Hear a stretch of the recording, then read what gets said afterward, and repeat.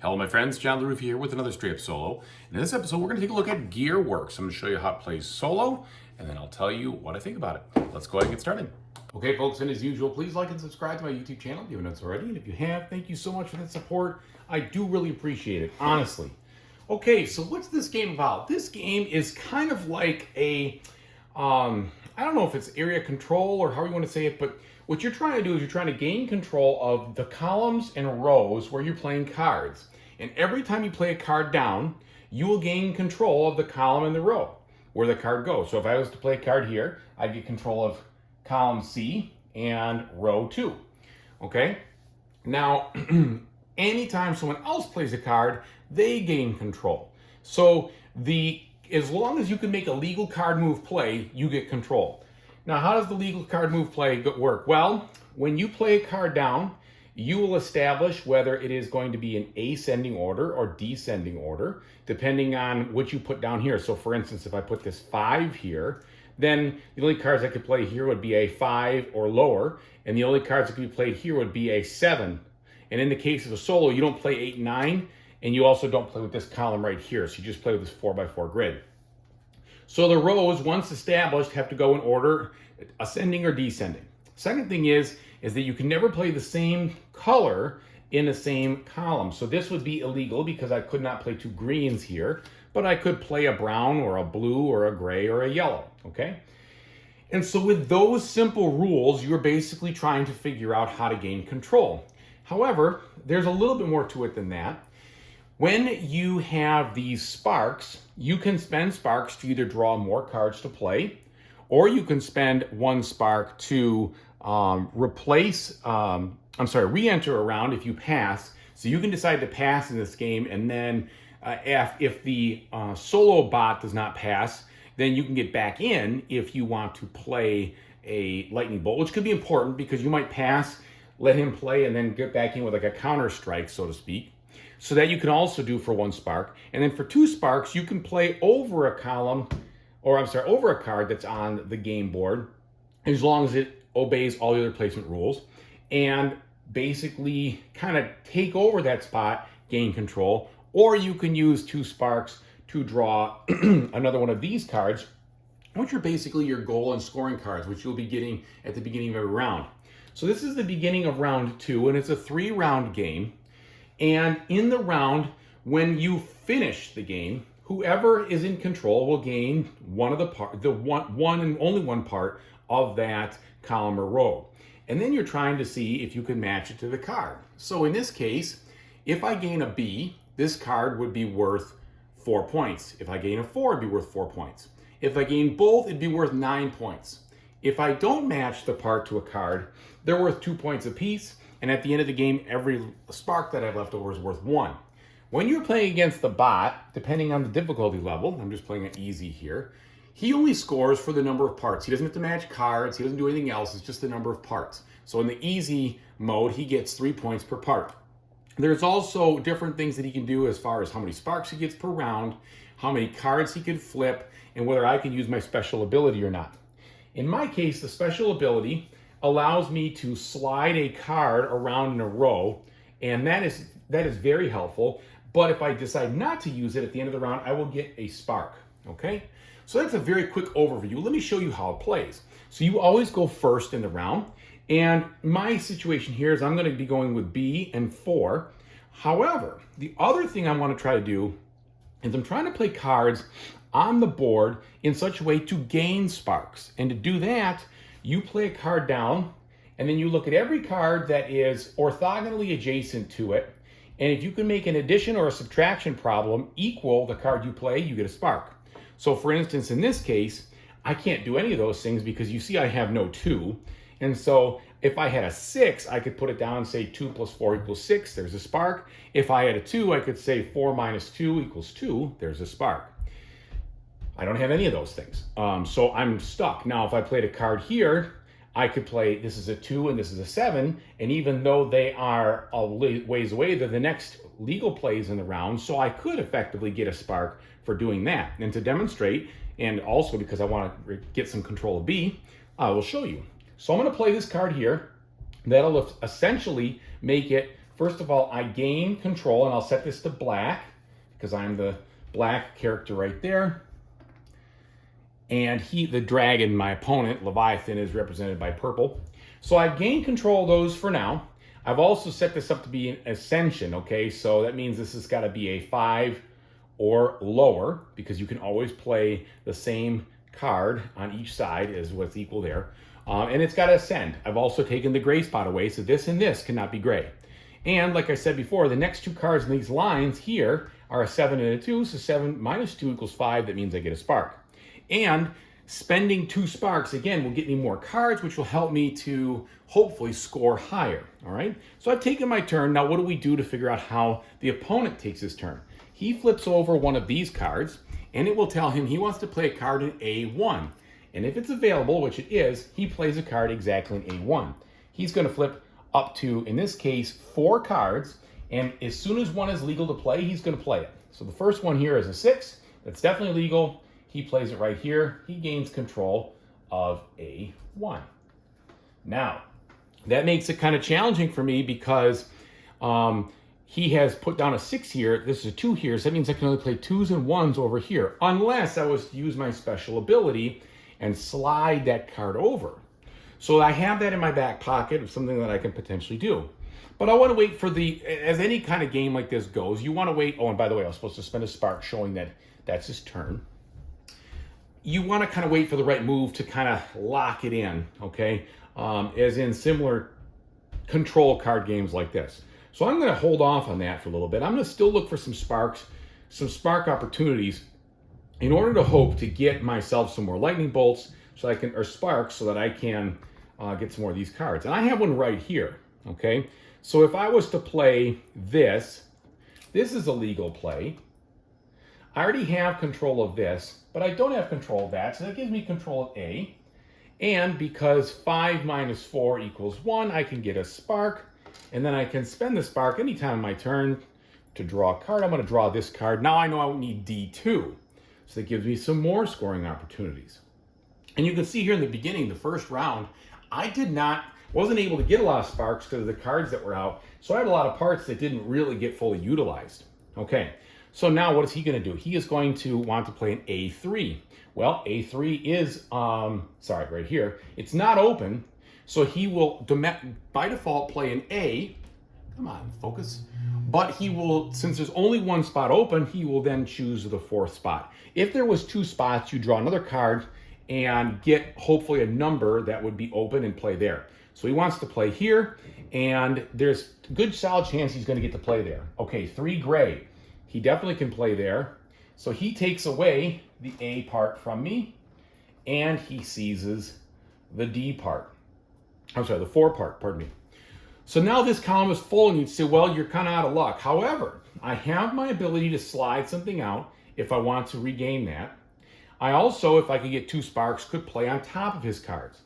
But in the case here, I really need part D, part B, part 2, and part 4. So 4, I'm definitely interested in, but I have 2 more spots for it.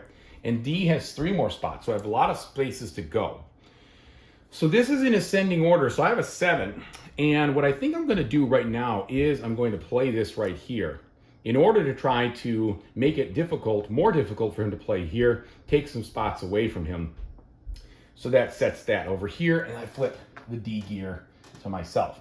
Let's see what he's going to do. A4, okay? A4 is full, so he can't go there. So he is going to then choose another card, C3, and he has 3 spots, but 3 is open, so he's going to play here. So he's going to play here a 6. A 6 is a legitimate move. He can do that. And so he will take C, and he will take, sorry, he sets it to purple, and he will take the 3 spot.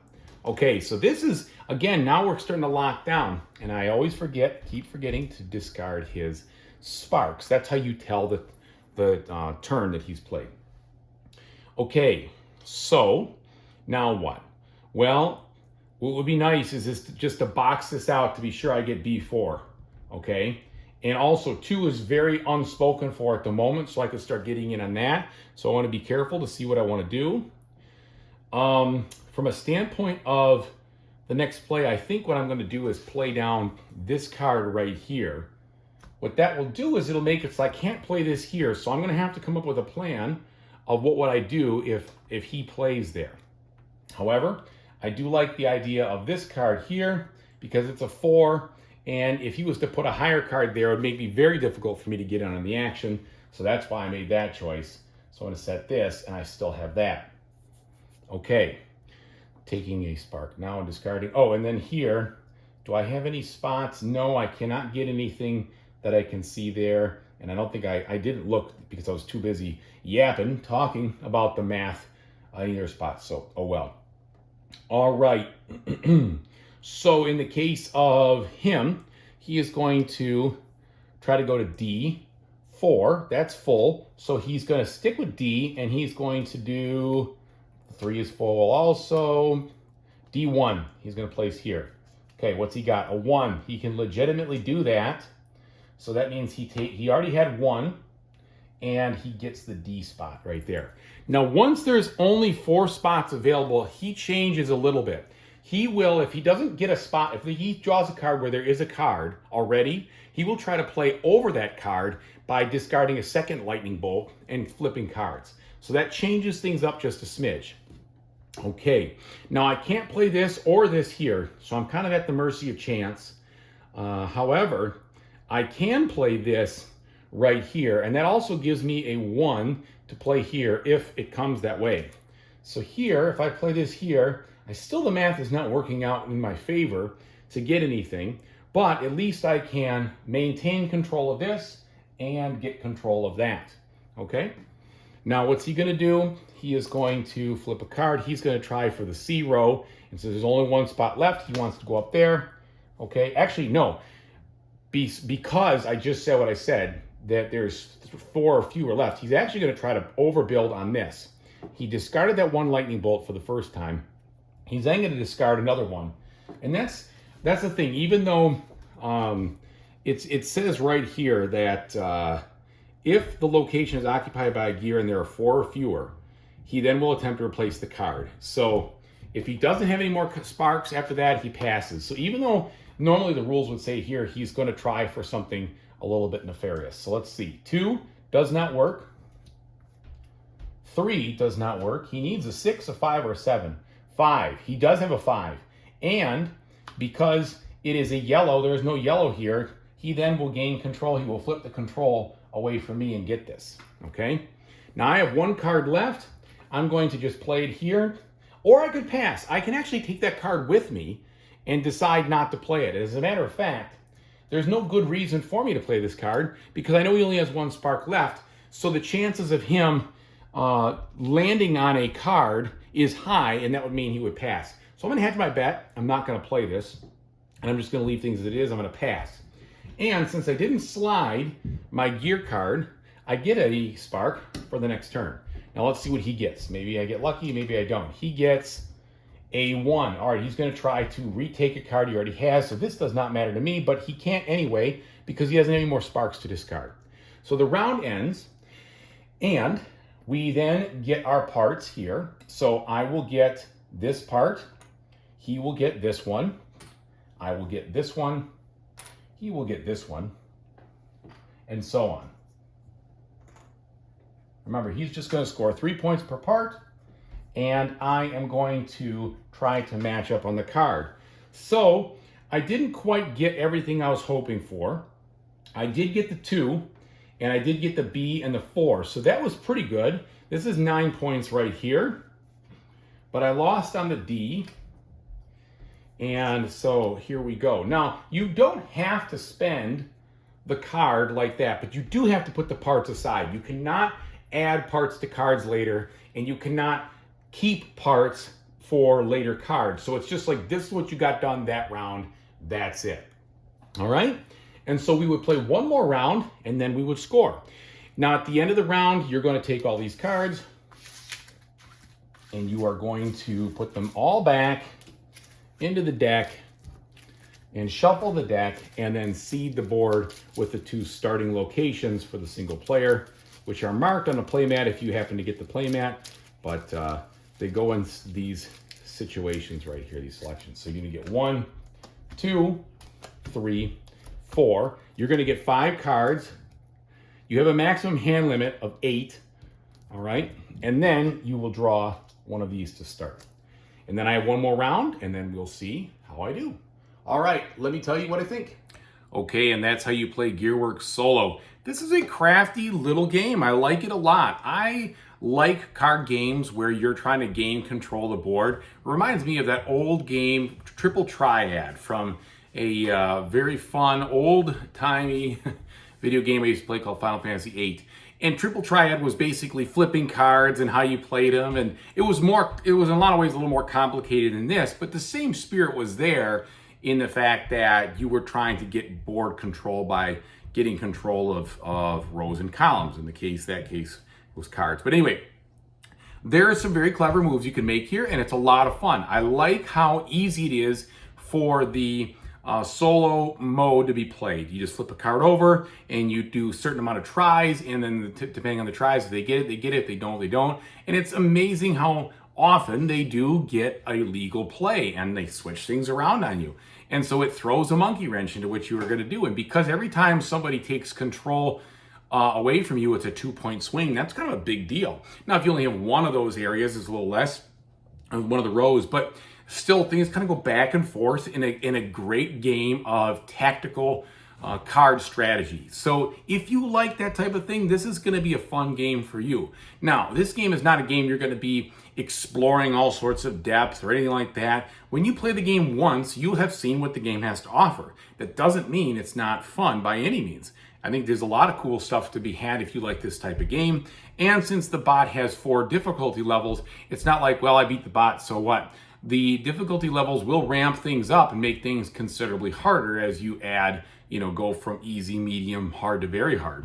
I also like the fact that there's a lot of one-time or one-round use solo abilities you can use, and you can use those on the easy and the medium level against the AI, and those things can really come in at key moments, which is fun.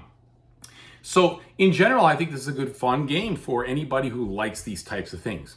If you like this kind of game, I think you'll have already seen, yeah, this is the game kind of for me. And if you're not sure and you still aren't sure, this probably isn't the one for you. I'm not sure if, you would look at it and say, boy, I don't know. But I mean, you try before you buy. That's no problem either.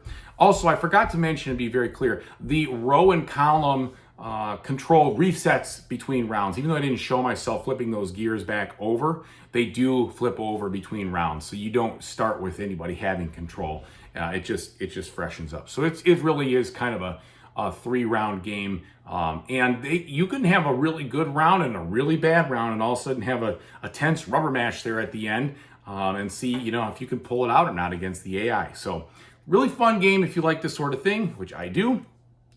But anyway, thanks so much for watching. I really appreciate it. And whatever you decide to do in the future, I really hope you have a fantastic time doing it. Take it easy, everybody.